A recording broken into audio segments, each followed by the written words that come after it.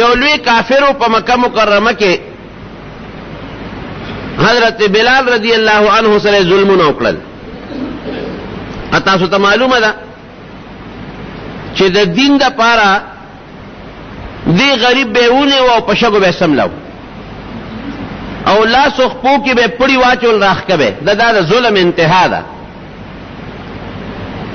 اوس نه به ولا ګرمي تیږي کې خو دې لمه کې ګرمه راتاو نه خدای ساته سخت ګرمي ده پکې او زخمونو کې به ولا شګه چولې. هغه ظالم وی چې امیہ ابن خلف هغه وی چې یم خزیمه د بلال تاسو ما نسوکو کی دا خو یو مریل غلام دی او زه د مکې په سردارانو کې او سردارم ما سوکرانی ویشي دا کافر او د مکې مکرمه په سردارانو کې او په سوداګرو کې لوی سوداګرو. په مدینه منوره کې یو مسلمان صحابي دی د پیغمبر علیه السلام نږدې دوست حضرت سعد رضی الله عنه. د دواړو تعلقات یو بل سره د اسلام نه مخکې د نبی علیه السلام د نبوت نه مخکې د دواړو یو بل سره دوستانه وه. امیہ په مکه کې اوسېده او سعد په مدینه کې اوسېده. سعد چې به کله مکې مکرمې ته راغی نو امیہ سره به یې ورځې شپې تېرولې او دې چې به کله مدینې شریفې ته لاړ نو حضرت سعد سره به دیرو د یو بل تجارتي دوستانو. حضرت سعد رضی الله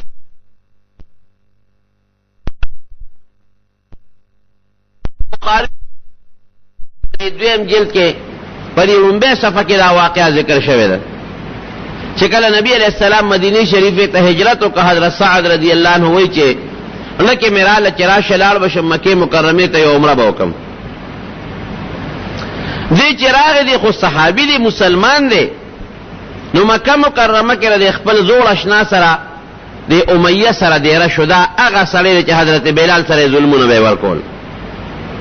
امیہ ته ویل لکه زه خو راغلی ممریله اصله مکې دا کافر ما تستا دا مرګي نقصان نه رسي.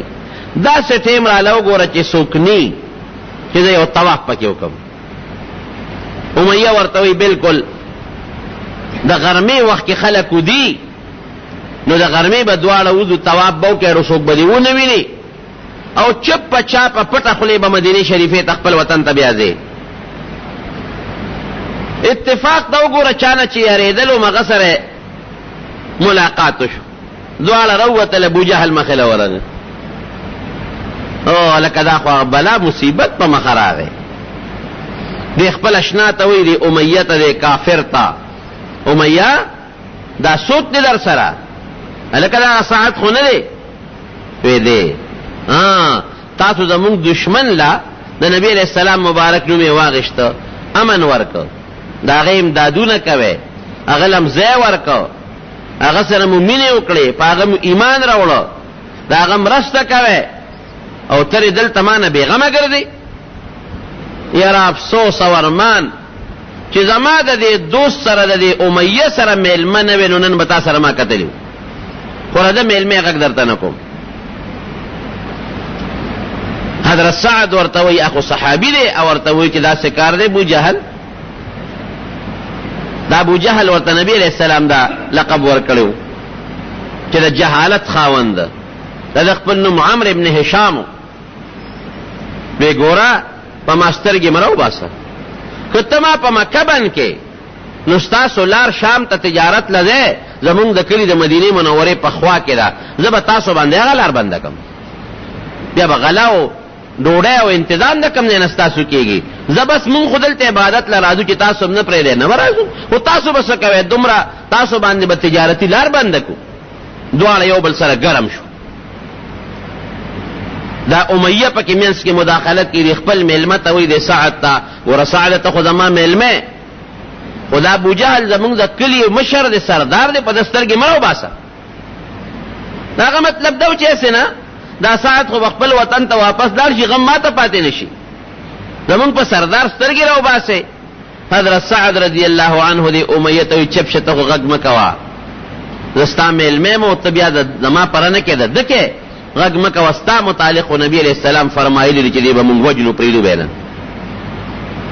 بس معامله خو دغه رفع دفع شوه. حضرت سعد رضی الله عنه مدینه شریفه ته لاړ. امیه چې کور ته لاړ ښځې ته وایي ښځې وایي زما هغه د مدینې رور د یثرب رور سعد خو ما ته یو خبره وکړه. څه وی؟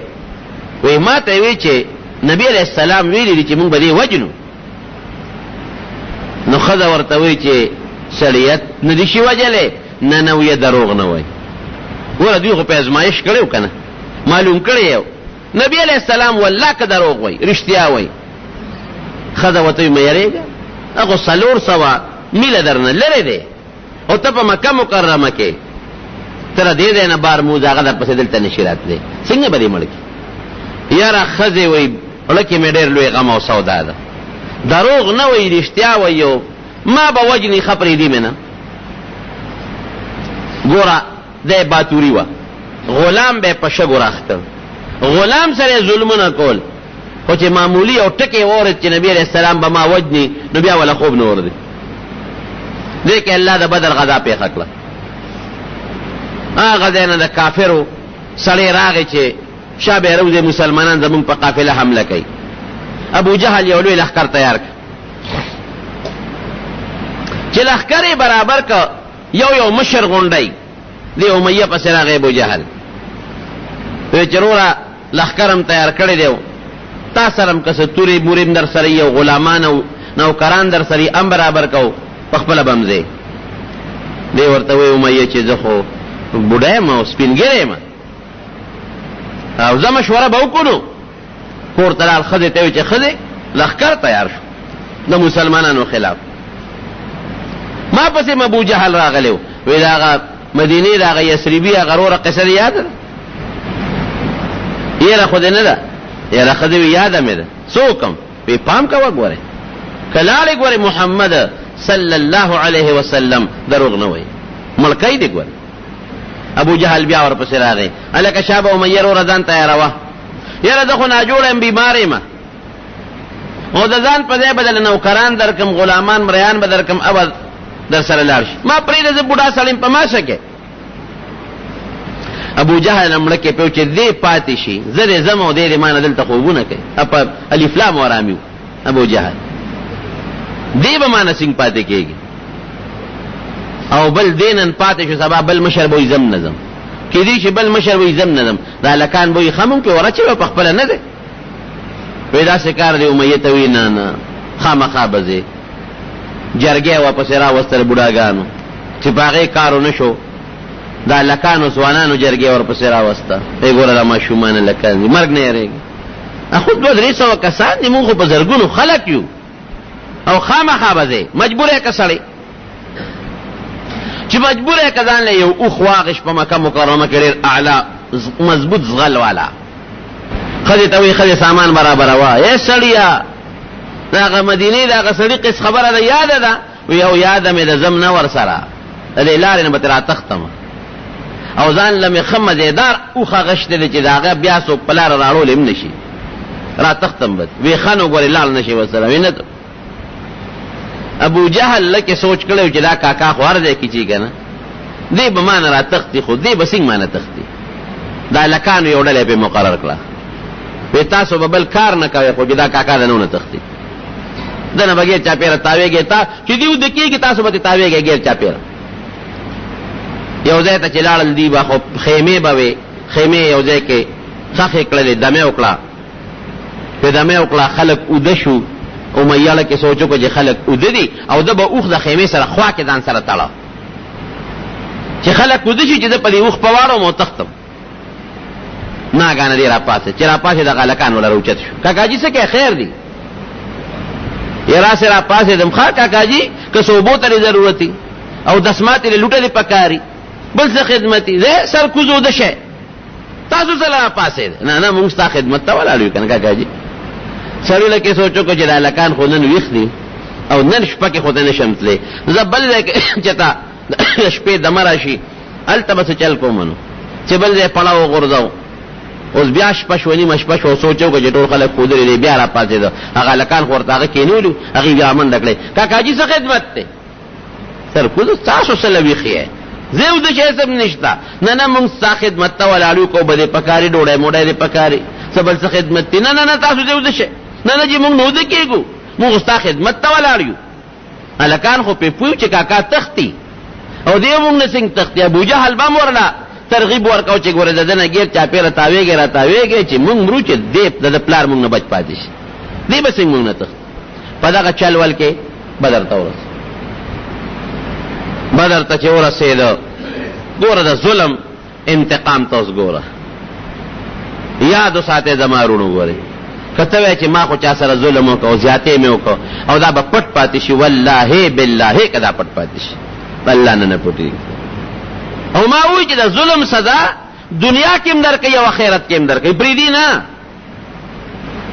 چې بدر ته ورسو جنگ شروع شو چې جنگ شروع شو د پس یو سو مسلمانان ور په مخ شو دی اوس په خپل اس باندې سور دی زوی ور سره دی شاته ور سره زویم سور دی دواړه په اس باندې سوار دي دی اوس کوشش کوي چې په یو طریقه ځان بچ کړي یو بل صحابي دی په مدینه منوره کې عبدالرحمن ابن عوف رضی الله عنه دا داغم تعلقاتو هغه صحیح کو چې عبدالرحمن ابن عوف په بچ کی هغه له आवाज ورکړي عبدالرحمن الله ما بچ کا دا مسلمانان را پسې دی غوي را منډه کا چې نبی علیہ السلام لري بوزم بچ کوم دی اته مخ کې دی او دی ورپسې دی مسلمانان ورنږدې شو چې ورنږدې شو اوس دی خو په اس باندې پلار او دوی دواړه سوار دي نو اس خو درون نه منډه نشي والے ولکه سوچو چې دا قرآنی ولیکيګو بس خپې شاته زوی تعالی مکلو زوی وګورځو زوی ورته وګورځو چې یو به مې اس پکشي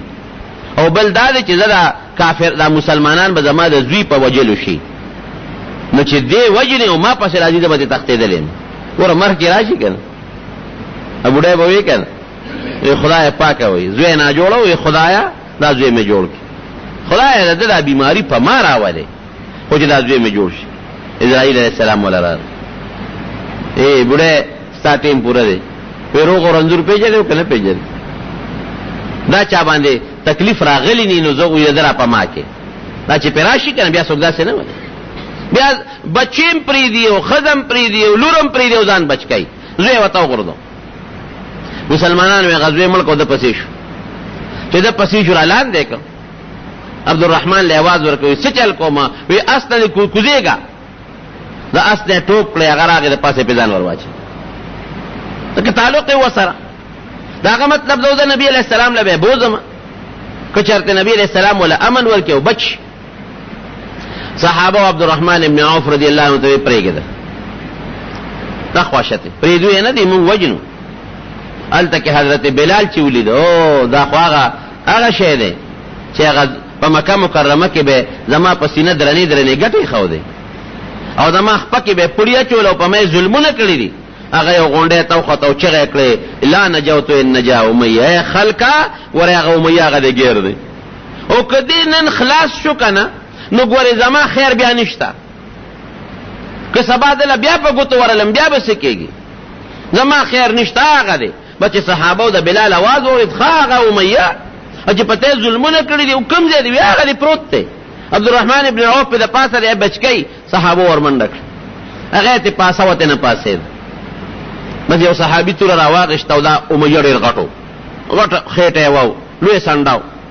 هغه دا چلو کې چلان نه به کی تور ورمنډل عبدالرحمن ابن عوف رضی الله عنه قم بګی زخمی شو مردار چې مردار شو په دې جنگ کې یو دا ظالم مړ شو دا مردار بل پکې ابو جهل مردار شو بل پکې امیہ دا عتبہ مردار شو بل پکې شیبہ مردار شو بل پکې ولید مردار شو غټ غټ سرداران اغم ظالمانو اسنګ ظالمانو نبی کریم صلی الله علیه وسلم د بیت الله په خوا کې وزل منځ کو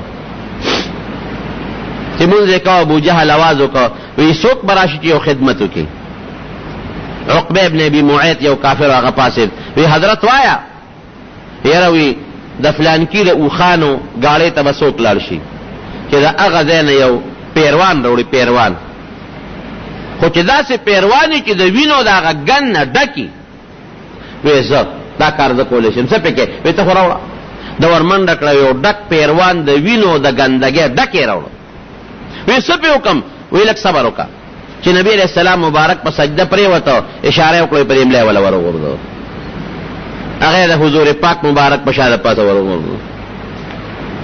نبی علیہ السلام اقص خپل منځ کې لګیا دی. حضرت فاطمه رضی الله عنها ماشومه دا چا خبر کړه، اراله وغه پیروانې د نبی علیہ السلام د شا مبارک نه وغورځو. چې نبی علیہ السلام سر مبارک راوچت که اللهم علیک بقریش، اللهم علیک بابی جهل و بفلان و فلان، خدایا دا قریش تبا کې، یا الله دا ابو جهل تبا کې، دا مخامخ ناستو دا عتبه تبا کې، دا شیبه تبا کې، دا فلان کې تبا کې. اغیرا ګونه ووال او الکه دا خو د باندې واقعي من ظلم وکړو. خپل منځ د خپل عبادت ته کوي دی که نه، زموږ ورسره سړي او بیا ظلم هم پې وکړو د بیت الله په خوا کې خیر وکړه، دا به قبلېږي. دا ابوجهل وي په هغه وخت وي دا خیره به قبلېږي. هغې هم پروردګار د هغه ظلم سزا ورکړه، داسې سزا یې ورکړه چې د دوو ماشومانو نابالغه خو نو بالغانو خو په عمر کې کم و، د هغې د لاسه پروردګار ابوجهل مردار کړ. نبی کریم صلی الله علیه وسلم چې جنگ ختم شو، یو غټ کویو په بدر کې، لوی کویو شاړ او غاړه ماړه یې پرېوتې وه. وی دا کافران راوړی په دا کوی کې وغورځوی،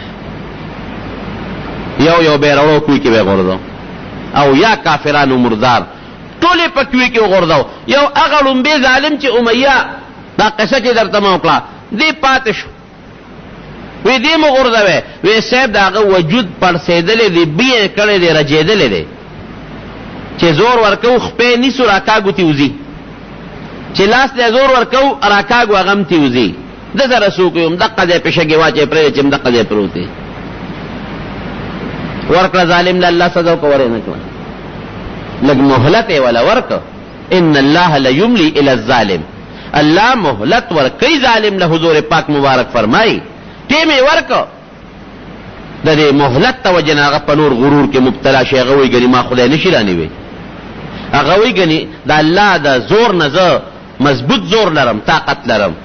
حتی اذا اخذه لم یفلته، چې کله یې راونیسي بیا مهلت نه ورکوي.